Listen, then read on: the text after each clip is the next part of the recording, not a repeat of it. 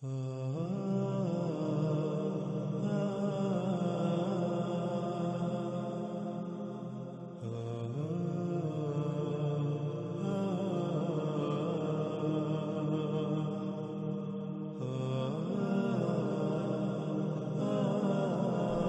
وقت ناظرین سکرین پر آپ کو دو روایات نظر آ رہی ہیں.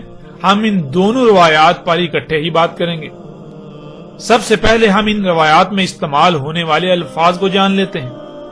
ان میں پہلا لفظ ہے دابا، اور جس کے معنی ہم پیچھے کئی مرتبہ بیان کر چکے ہیں اور واضح کر چکے ہیں. دابا دابا کہتے ہیں حرکت کرنے والی مخلوقات کو، وہ جو تیر کر، رینگ کر، چل کر یا اڑ کر حرکت کرتی ہیں. اگلا لفظ ہے ذات، جس کے معنی ہے بذات خود، اپنے آپ میں، جس سے بنایا یا جس سے وجود میں آیا. اگلا لفظ ہے مؤلفہ، جس کے معنی ہے مختلف اشیاء یا پرزہ جات وغیرہ کا مرکب، مختلف پرزہ جات یا مواد کا بنا ہوا اور لکھا ہوا. اگلا لفظ ہے زغب، جس کے معنی روئی، اون اور اس طرح کا وہ تمام نرم مواد جس سے صوفے، بیڈ، بستر، کمبل وغیرہ بنائے جاتے ہیں. اور جیسے مختلف جانوروں کے جسم پر ایسے بال ہوتے ہیں جو اون کی طرح ہوتے ہیں، یا درختوں اور پودوں پر ایسا مواد اگتا ہے جو روئی کی طرح ہوتا ہے، یا پرندوں کے جو پنکھ ہوتے ہیں. اگلا لفظ ہے ناظرین ریش، جس کے معنی ہے کرسیاں، صوفے وغیرہ. جیسے انسان کے جسم پر لباس ہوتا ہے، اس طرح کسی بھی شے کا اس مواد سے ڈھکا ہونا، طے چڑھا ہوا ہونا، جس مواد سے بال یا پرندوں کے پنکھ وغیرہ وجود میں آتے ہیں. آج اس مواد کو پینٹ کا نام دیا جاتا ہے. جب اس پینٹ کو کسی بھی شے پر کیا جاتا ہے تو باریک سی پلاسٹک کی طرح کی تہ وجود میں آ جاتی ہے، جیسے آج گاڑیوں، جہازوں وغیرہ پر پینٹ کیا جاتا ہے. اور کپڑے یہ ایسے مواد سے ڈھکے ہونا. اگلا لفظ ہے لون، جس کے معنی ہے رنگ. اگلا لفظ ہے وبر، جس کے معنی ہے ہر طرف سے یا بہت زیادہ یا زیادہ تر حصہ اس مواد سے ڈھکا ہونا، تہ چڑھا ہوا ہونا، جس مواد سے بال یا پرندوں کے پنکھ وجود میں آتے ہیں. آج اس مواد کو پینٹ کا نام دیا جاتا ہے. جب کسی شے پر پینٹ کیا جاتا ہے تو باریک سی پلاسٹک کی طرح کی تہ وجود میں آ جاتی ہے، جیسے آج گاڑیوں، جہازوں وغیرہ پر جو پینٹ کیا جاتا ہے. اب آتے ہیں ناظرین ان روایات کی طرف. رسول اللہ علیہ السلام نے کہا دابا مختلف اشیاء، مختلف مواد اور مختلف پرزہ جات کا مرکب ہوگا. وہ لکھا ہوا بھی ہوگا، وہ اپنے آپ میں ہوگا، یعنی وہ جس مواد سے بنا ہوگا وہ نرم ملائم مواد ہوگا. اس میں کرسیاں اور صوفے وغیرہ کی طرح سیٹیں ہوں گی، اور ان میں یعنی ان حرکت کرنے والی مخلوقات جو تیر کر، رینگ کر، چل کر اور اڑ کر حرکت کریں گی، تمام کے تمام رنگوں سے ہوں گی. یعنی دابا تمام کے تمام رنگوں سے ہوگا، ہر رنگ کا دابا ہوگا. یعنی قرب قیام الساعت ارض سے وجود میں آنے والا دابا ہر رنگ کا ہوگا. اس طرح ناظرین اگلی روایت میں دیکھیں، رسول اللہ علیہ السلام نے کہا دابا یعنی تیر کر، رینگ کر، چل کر اور اڑ کر حرکت کرنے والی مخلوقات جو قرب قیام الساعت وجود میں آئیں گی، وہ اپنی ذات میں یعنی وہ جس مواد سے وجود میں آئیں گی وہ وبر ہوگا اور ریش ہوگا. یعنی اس میں نرم ملائم مواد والی کرسیاں اور صوفے وغیرہ کی طرح کی سیٹیں ہوں گی. وہ اس مواد کی تہ چڑھا ہوا ہوگا جس مواد سے بال وجود میں آتے ہیں، یعنی ہر طرف سے پینٹ کیا ہوا ہوگا، پینٹ کی تہ چڑھا ہوا ہوگا. دابا مختلف مواد، مختلف اشیاء اور کئی مختلف پرزہ جات کا مرکب ہوگا. اس میں ہر رنگ سے ہوگا، یعنی قرب قیام الساعت نکلنے والا دابا ہر رنگ کا ہوگا. ناظرین یہ روایات ایسی ہیں جو چونکا کے رکھ دینے والی ہیں. ناظرین آپ غور کریں، یہ مخلوقات یعنی یہ جو انسان نے آج اپنے ہی ہاتھوں سے دابا خلق کیا اللہ کے دابا کے مقابلے پر، جنہیں آج آپ گاڑیاں، جہاز، ہیلی کاپٹر، شپ یہ نام دیتے ہیں، یہ دیکھیں یہ کس سے وجود میں آیا. یہ سب مخلوقات، یہ دابۃ الارض جو ہے یہ کس سے وجود میں آیا؟ کیا یہ اسی مواد سے وجود میں نہیں آیا جس کا ذکر محمد رسول اللہ علیہ السلام نے کیا؟ کیا اس کے اندر بالکل فرنیچر موجود نہیں ہے؟ اس کے اندر صوفے کی طرح کی کرسیاں اور سیٹیں موجود نہیں ہیں، نرم ملائم؟ کیا اس کے اوپر پینٹ کی تہ نہیں چڑھی ہوئی، یعنی اس مواد کی تہ نہیں چڑھی ہوئی ہوتی جس مواد سے آپ کے جسم پر بال وجود میں آتے ہیں؟ ذرا غور کریں، آپ کے جسم پر جو بال ہیں وہ کیا ہیں، وہ کس مواد سے وجود میں آئے؟ آپ کے جسم پر موجود بال تو بنیادی طور پر فلیکسیبل پلاسٹک ہے جسے آپ نائلون کہتے ہیں، اور پینٹ کیا ہوتا ہے؟ پینٹ بھی تو پلاسٹک ہے۔ ناظرین غور کریں، اور حیران کن طور پر جس مواد سے آپ کے جسم کے اوپر بال وجود میں آتے ہیں بالکل وہی میٹیریل، وہی مواد خام تیل سے جب نکالا جاتا ہے تو اسے آپ پینٹ کا نام دیتے ہیں، اسے آپ پلاسٹک کا نام دیتے ہیں۔ تو ناظرین غور کریں، اس کے علاوہ دیکھیں رسول اللہ علیہ السلام نے کہا کہ دابا بنا ہوا ہوگا کس سے؟ دابا بہت سارے پرزا جات کا مرکب ہوگا، مختلف مواد ہوں گے، ان کا مختلف اشیاء کا مرکب ہوگا۔ اور ناظرین غور کریں، کیا ایسا ہی نہیں؟ حیران کن طور پر یہ ایجادات، یہ مخلوقات، یہ جو دابۃ الارض ہے، یہ گاڑیاں، یہ جہاز، یہ ان کو دیکھیں، یہ کیا واقعتاً پرزا جات کا مرکب نہیں ہے؟ ناظرین حیران کن طور پر یہ دابا مختلف پرزا جات کا مرکب ہے۔ ناظرین غور کریں، کیا محمد رسول اللہ علیہ السلام نے دابۃ الارض کی وضاحت میں کوئی کسر چھوڑی؟ ایسے ایسے الفاظ استعمال کیے کہ جو دہلا کے رکھ دینے والے ہیں۔ اور پھر ناظرین اس سے بڑی بات یہ کہ رسول اللہ علیہ السلام نے کہا کہ دابے میں ہر رنگ ہوگا، ہر رنگ کا دابا ہوگا، ہر رنگ کا، جتنے بھی رنگ ہیں ہر رنگ کا دابا ہوگا۔ اور ناظرین غور کریں، کیا یہ گاڑیاں ہر رنگ میں نہیں پائی جاتی؟ کالا، سرخ، سفید، نیلا، بلیو، یعنی ہر رنگ میں یہ گاڑیاں نہیں پائی جاتی؟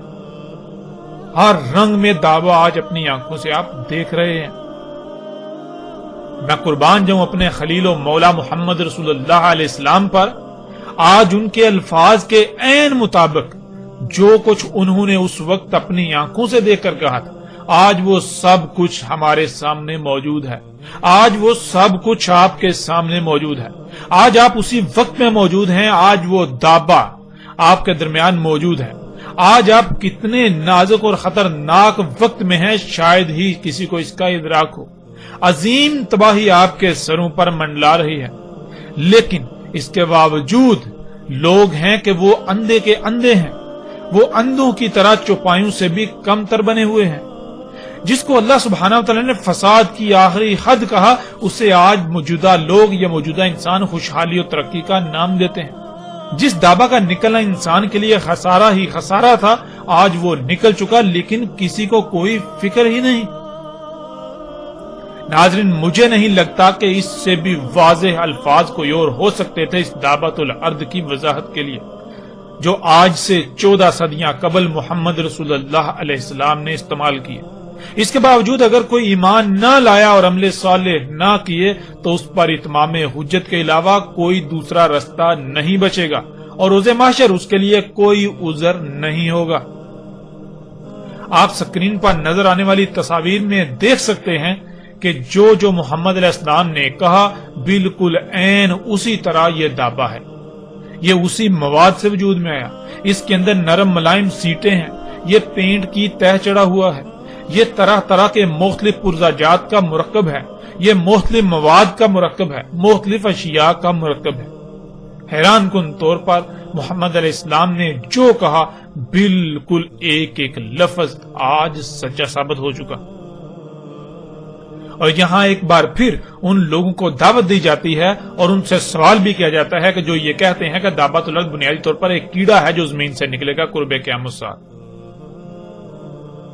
تو ان سے سوال ہے کہ کیا وہ کیڑا ہر رنگ میں پایا جائے گا؟ یعنی کہ وہ کیڑا تو دابا کیا ہے؟ دابا تو پوری ایک، جیسے وہ انگلش اسپیشیز کہتے ہیں، یعنی پوری ایک جنس ہے۔ اب دابا تو ایک پوری جنس ہے، جیسے آپ کہتے ہیں گائے ایک جنس ہے، آپ کہتے ہیں انسان، یہ بشر ایک جنس ہے، یعنی بشر کیا ہے؟ بشر تو ایک بہت بڑی تعداد میں مرد اور عورتیں ہیں۔ اس طرح آپ کہتے ہیں اگر بکری کہیں تو بکری کیا ہے؟ وہ ایک جنس ہے، یعنی بکریاں بکرے بہت بڑی تعداد میں۔ اس طرح دابا ایک جنس ہے، اس میں بہت بڑی تعداد میں ایسے اس طرح کی مخلوقات ہوں گی حرکت کرنے والی۔ تو ناظرین کیا جو ان کے عقائد و نظریات ہیں کیا وہ پورے اترتے ہیں؟ پھر کیا جس کو یہ دابا بنا کر بیٹھے ہوئے ہیں اور جس کو مرزا غلام احمد قادیانی نے دابا کہا، کیا وہ مختلف پرزاجات کا مرکب تھا؟ کیا وہ مختلف پرزاجات کا مرکب ہے؟ کیا وہ پینٹ کی تہ چڑھا ہوا ہے؟ کیا وہ اس کے اندر نرم ملائم صوفے اور کرسیاں اس طرح کی سیٹیں ہیں؟ ناظرین غور تو کریں، مرزا غلام احمد قادیانی کا جھوٹا ہونے میں تو ایک رائی برابر بھی شک نہیں رہتا، اور ان لوگوں کے جھوٹا ہونے میں کوئی رائے برابر شک نہیں رہتا جو آج بھی بازد ہیں کہ دعوت الارض یہ سواریاں نہیں ہیں بلکہ وہ کوئی کیڑا ہے یا وہ کوئی جانور نکلے گا۔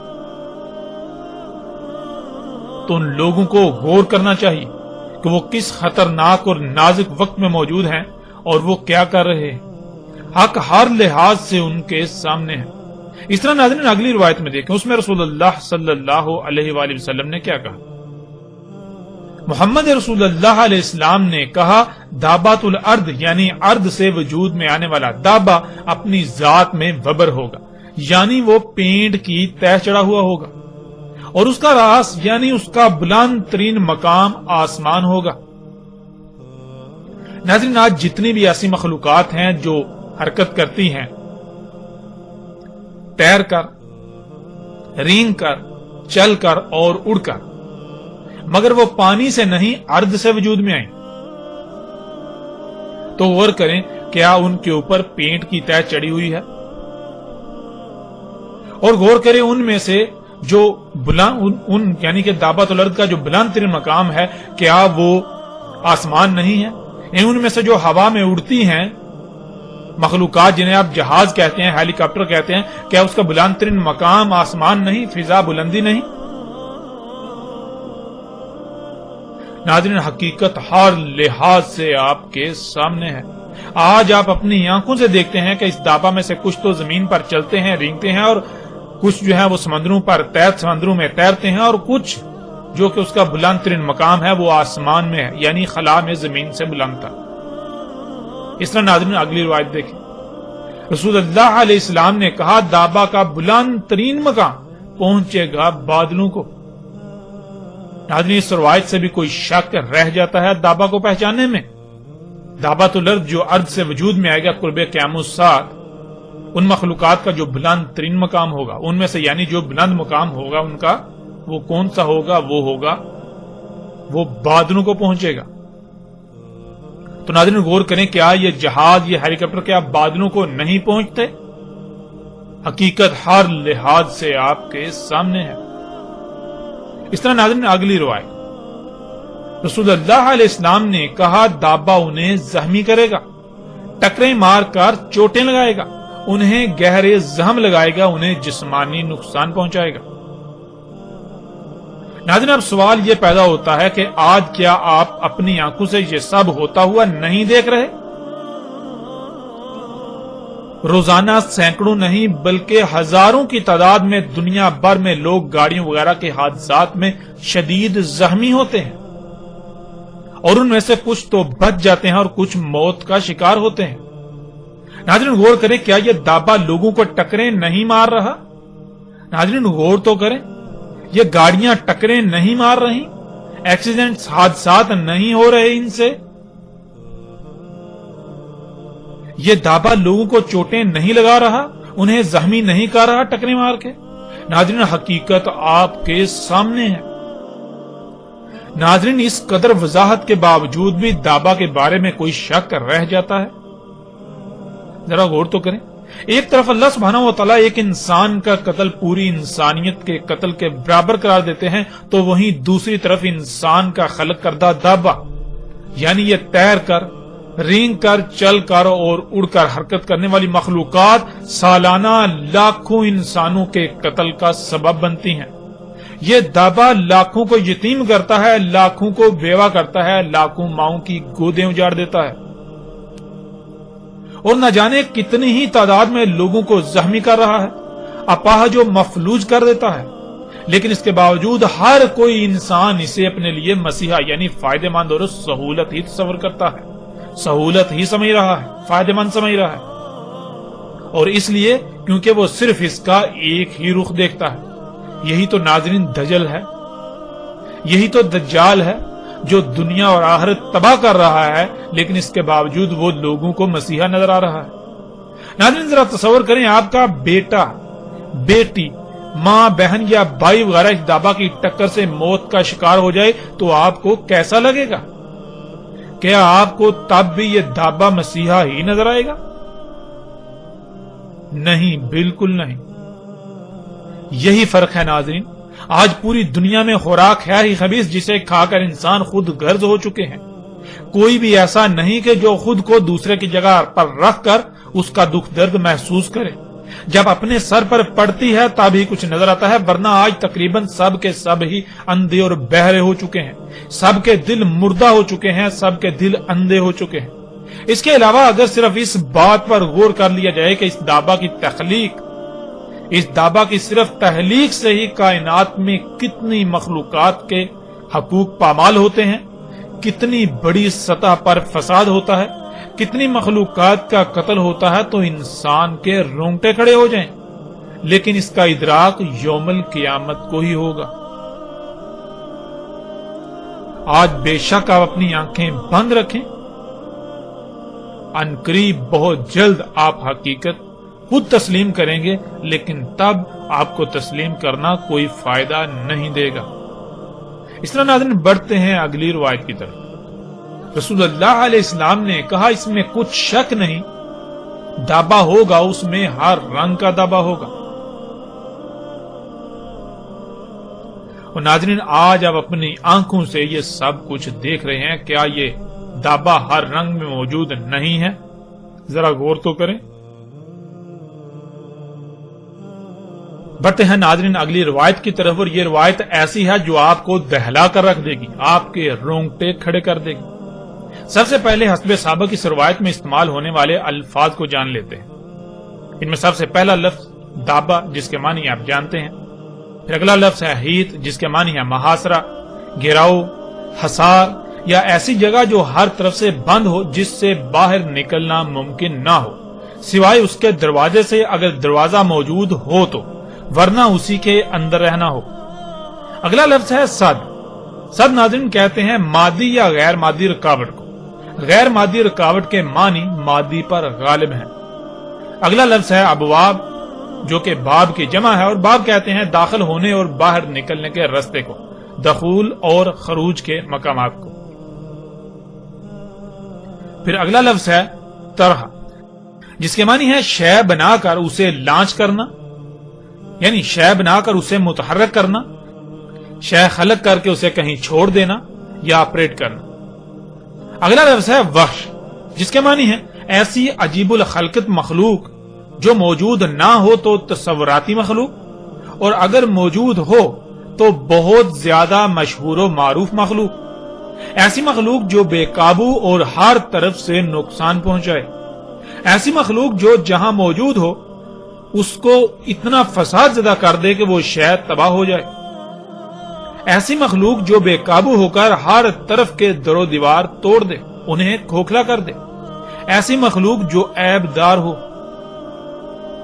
ایسی مخلوق جو قوت و زور ہر طرح کی صلاحیتوں میں بڑھ کر ہو، ایسی مخلوق جو اپنے وزن اور حجم کے اعتبار سے بہت لمبی چوڑی اونچی یا بڑی ہو، عجیب الخلقت مخلوق جو خلاف قانون خلق کی جائے، ایسی مخلوق جو انتہائی پرخطر یعنی خطرے سے بری ہوئی ہو، ایسی مخلوق جس کے سامنے اس سے پہلے موجود مخلوقات طاقت زور صلاحیتوں سمیت ہر لحاظ سے بہت کم اور بے بس ہو جائیں، ایسی مخلوق جو جہاں موجود ہو وہاں موجود مخلوقات میں سے طاقتور ترین مخلوقات پر بھی غالب آ جائے، ایسی مخلوق جس کے سامنے شیر صفت بھی چوہے سے کم تر نظر آئے۔ ناظرین لفظ وحش کے یہ چند معنی ہیں جو غالب ترین معنی ہیں۔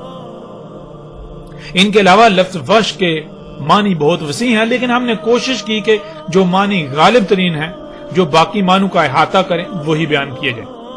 اگلا لفظ آ جاتا ہے اسد، جس کے معنی ہے جس کا باقی سب پر روب اور دبدبا ہو، جسے باقیوں پر قدرت و اختیار دیا جائے، جو اس کے قانون کی خلاف ورزی کرے اسے دبوچ لے۔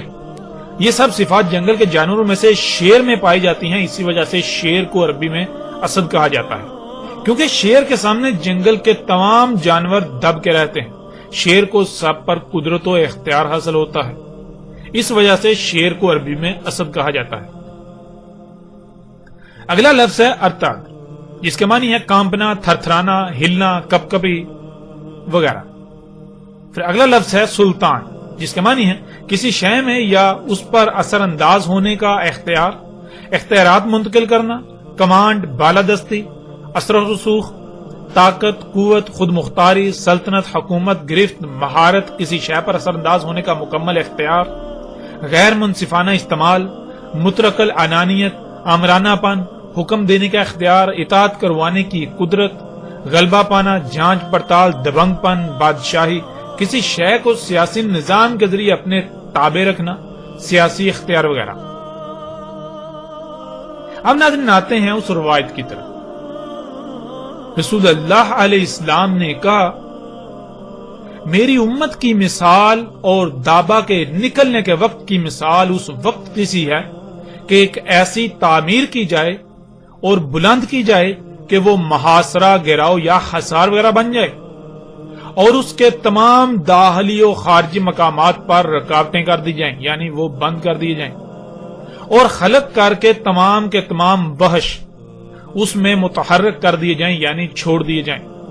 پھر لایا جائے ایک شیر یعنی ایک اسد، جسے پس چھوڑ دیا جائے ان کے درمیان، پس وہ حصار، تھر تھرانا، کانپنا شروع کر دے، جہاں سے اسے کھوکھلا کر دیا گیا گرنا شروع کر دے اس شیر پر ہر جانب سے.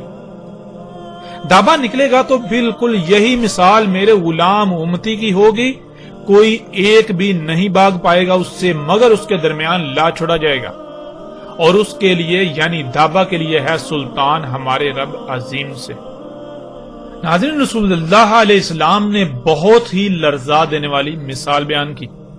اس مثال کو سامنے رکھتے ہوئے اگر آج آپ اپنے ارد گرد غور و فکر کریں تو آپ کو رسول اللہ علیہ السلام کی اس مثال میں چھپے وقت کی نشاندہی بخوبی ہو جاتی ہے کہ آج آپ اسی وقت میں موجود ہیں. ناظرین، جیسے آپ کوئی بڑی سی عمارت تعمیر کریں جو ایک گنبد کی مانند ہو، ہر طرف سے بند ایک حصار ہو، بالکل ایک حصار کی مانند بلند، آپ اس پر چڑھ بھی نہ سکیں. پھر ایسا کریں اس میں کچھ ایسے وحشیوں کو چھوڑ دیں جو بے قابو ہوں اور ہر طرف ٹکریں مارنا شروع کر دیں، ہر طرف تباہی پھیلا دیں. اور پھر ایسا کریں کسی ایسے کو بھی اس میں داخل کر کے اس کے باہر نکلنے کے دروازے رستے بند کر دیں جو بہت طاقت والا ہو، یعنی ایسا جس کی مثال یعنی جیسے جنگل میں تمام جانوروں میں شیر جو ہوتا ہے سب اس سے کانپتے ہیں، سب اس سے ڈرتے ہیں، وہ قوت اختیار طاقت میں سب سے بڑھ کر ہوتا ہے، بالکل ایسے کسی کو پھر لا کر اس میں اس عمارت کے اندر چھوڑ دیں ان وحوش کے درمیان. تو ناظرین غور کریں اس کی حالت کیا ہوگی. اس حصار میں وہ ان وحشیوں کے سامنے بے بس نظر آئے گا اور وحشی ٹکریں مار مار کر اس عمارت کو کھوکھلا کر دیں گے، اور وہ عمارت لرز اٹھے گی، کانپنا شروع کر دے گی. تو کھوکھلے پن کی وجہ سے وہ عمارت ہر طرف سے گرنا شروع کر دے گی اس شیر پر، اس طاقتور پر، جو کہ ایک چوہے کی طرح اس کی حیثیت و اہمیت ہوگی، ایسے جیسے کہ اینٹوں کی بارش ہوتی ہے اور اس کے لیے کوئی بھی جائے پناہ نہیں ہوگی، جسے اس حصار میں ان وحشیوں کے درمیان لا چھوڑا گیا تھا. خواہ وہ کتنا ہی طاقتور کیوں نہ ہو، وہ ان کے سامنے بے بس و مجبور ہوگا. سبحان اللہ، اللہ اکبر. محمد رسول اللہ علیہ السلام نے کتنی ہی زبردست مثال دی، اس سے بڑھ کر احسن مثال کوئی اور ہو ہی نہیں سکتی جو اللہ کے نبی نے اس وقت بیان کر دی، جس وقت ایسے حالات و واقعات کو بیان کرنے کے لیے الفاظ ہی موجود نہ تھے. لیکن جس احسن انداز سے رسول اللہ علیہ السلام نے یہ مثال بیان کی، اس سے بالکل ایسے لگتا ہے جیسے کہ وہ اس دور میں موجود ہوں اور ان سارے حالات کو اپنی آنکھوں سے دیکھ کر اس کے بعد الفاظ کا انتخاب کر کے مثال بیان کی جائے یا مثال بیان کی ہو. قرآن میں اللہ سبحانہ و تعالیٰ نے بار بار اپنی آیات میں غور و فکر کرنے کا حکم دیا. جب غور و فکر کریں تو پتہ چلتا ہے کہ اللہ سبحانہ و تعالیٰ نے بالکل واضح قرآن میں بتا دیا کہ اللہ سبحانہ و تعالیٰ نے زمین پر سب کا کیسے محاصرہ کیا ہوا ہے، کیسے گھیراؤ کیا ہوا ہے، یعنی حصار قائم کیا ہوا ہے۔ اللہ سبحانہ وتعالی نے جہاں ہر شے اور اپنے علم سے محاصرہ کیا ہوا ہے تو وہیں زمین کے گرد تہ در تہ 7 پردے بنا کر بھی محاصرہ کیا ہوا ہے، جسے آپ سکرین پر دیکھ سکتے ہیں۔ جیسے انسان کو گرم سرد موسمی اثرات سے بچنے کے لیے لباس کی ضرورت ہوتی ہے، بالکل اسی طرح اللہ سبحانہ وتعالی نے زمین کو بھی لباس پہنایا ہوا ہے۔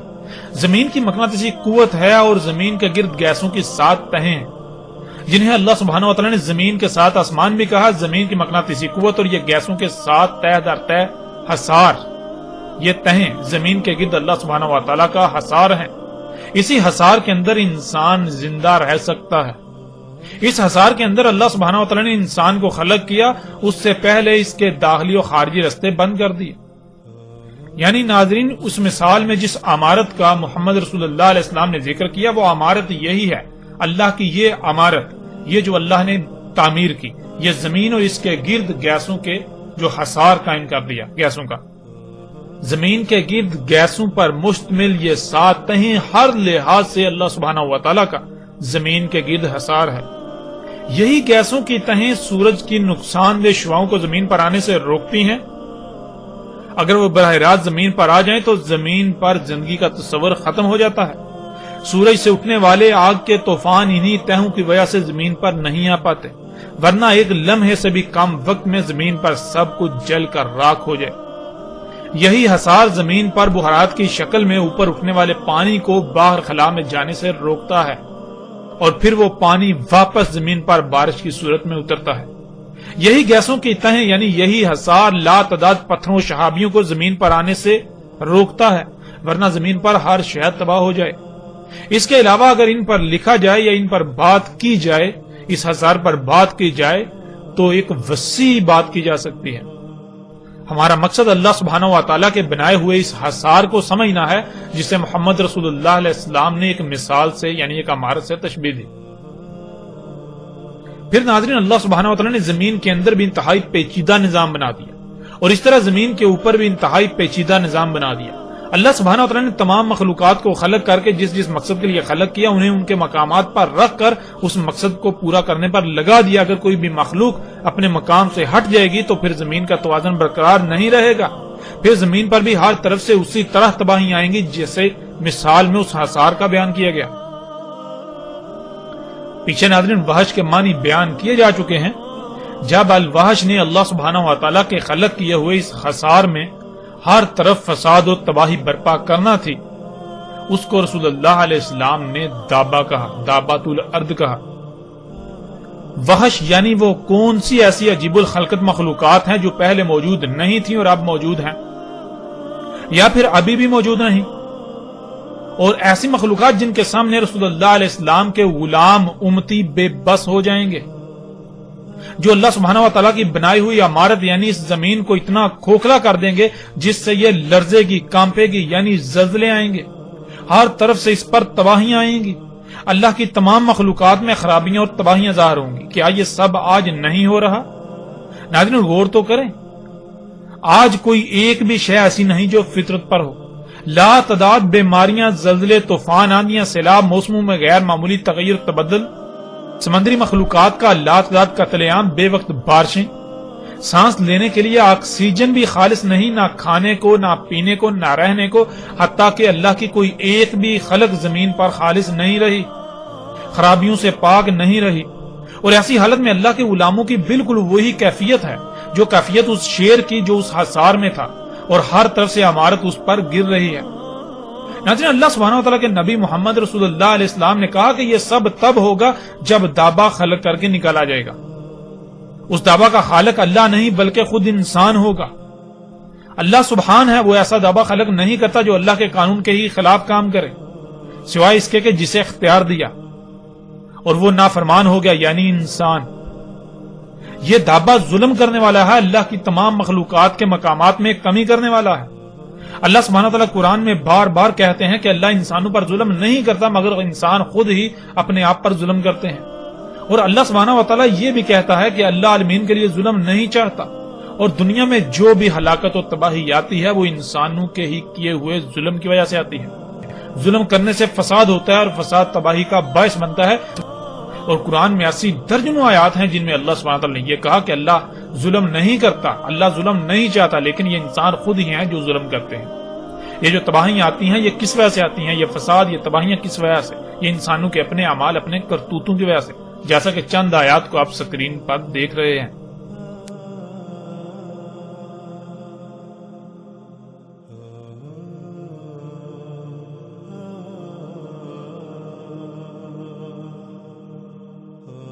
اب ناظرین غور کریں، الوحش یعنی عجیب الخلقت مخلوقات جو محمد رسول اللہ علیہ السلام کے دور میں اور آج سے کچھ ہی عرصہ پہلے کوئی وجود نہیں رکھتی تھی، جو کہ آج موجود ہیں اور ہر طرف موجود ہیں، جو بہت مشہور و معروف ہیں، اتنی واضح ہیں جیسے دن کے وقت سورج جسے دیکھنے سے آنکھیں چلے آ جائیں.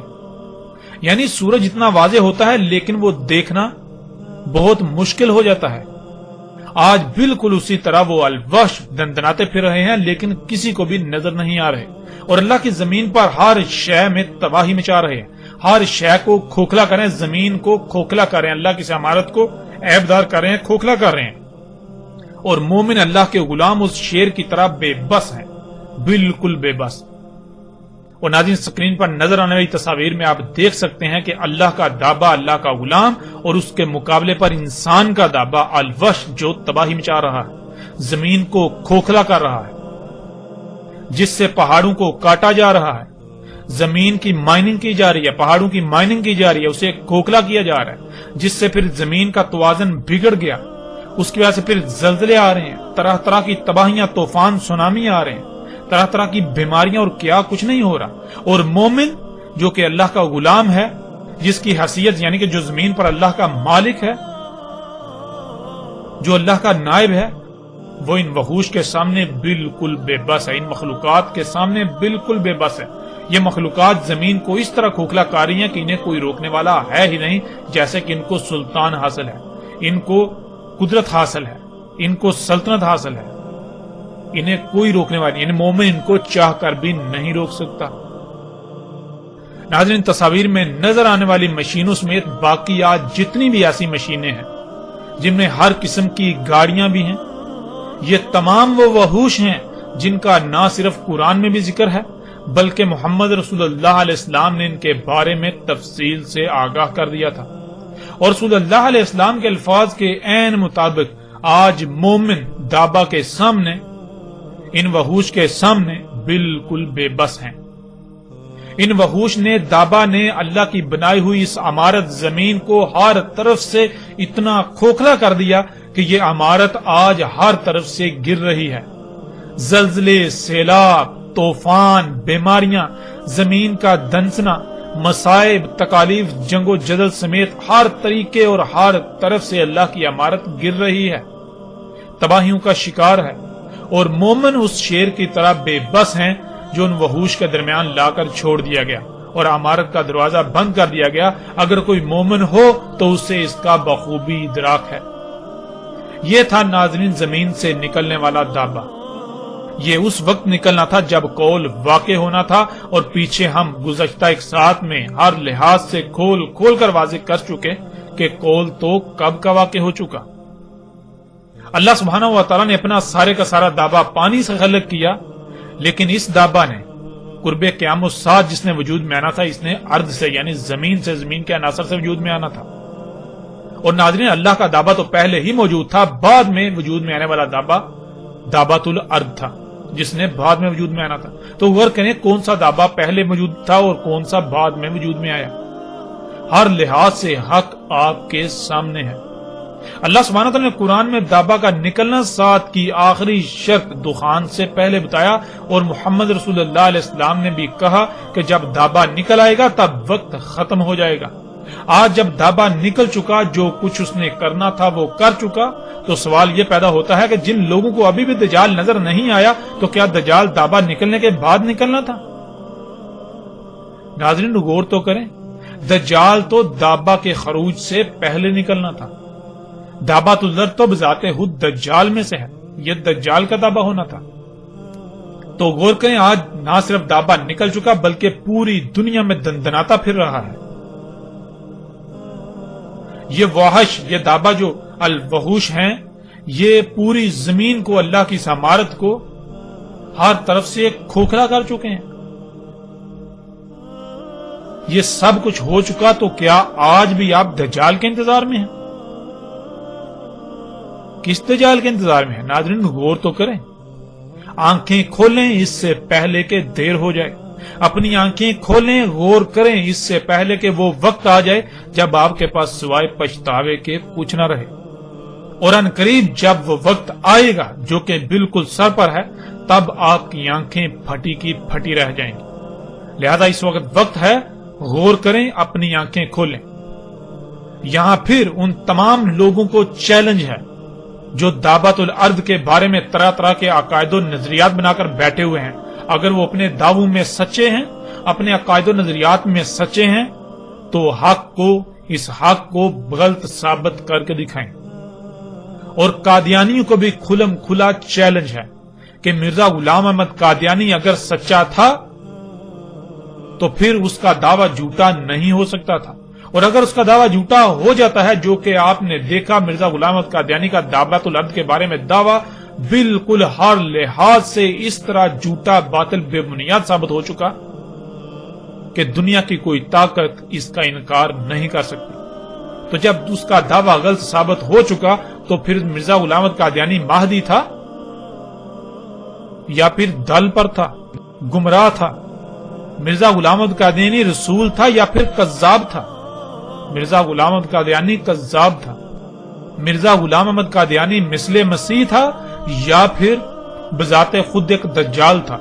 حقیقت آپ کے سامنے ہے، مرزا غلام احمد قادیانی بذات خود ایک دجال تھا، جو انسانوں میں سے جن دجالون کذابون نے آنا تھا۔ اور قادیانی کو ہم پھر کہتے ہیں کہ اس قدر حق واضح ہونے کے باوجود اگر آپ لوگ حق کو تسلیم نہیں کرتے، اپنی آنکھیں بند کیے ہوئے رہتے ہو، تو پھر جان لو دنیا میں جتنے بھی مشرک ہیں ان میں سے سب سے بڑھ کر مشرک تمہارے علاوہ اور کوئی نہیں ہو سکتا۔ آپ وہ لوگ تھے جو حق کے دعوے دار تھے۔ آپ دن رات چیختے ہیں، چلاتے ہیں کہ ہم اہل حق ہیں، ہم اہل حق ہیں، تو آپ کی تو بنیادیں ہی ہل چکی، آپ کی بنیادیں ہی اکھڑ چکی۔ آپ کی بنیاد ہم نے الحمدللہ ہر لحاظ سے اکھاڑ کر رکھ دی، اور جیسے جیسے آگے بڑھیں گے تو مزید ہر لحاظ سے نہ صرف حق واضح ہوگا بلکہ آپ کی حقیقت بھی، اور باقی آپ ہی کی طرح کے جتنے بھی فرقے، گروہ جتنے بھی ہیں، ان سب کی حقیقت بھی پوری دنیا پر، سب پر، ان پر بھی ہر لحاظ سے کھل کر واضح ہو جائے گی۔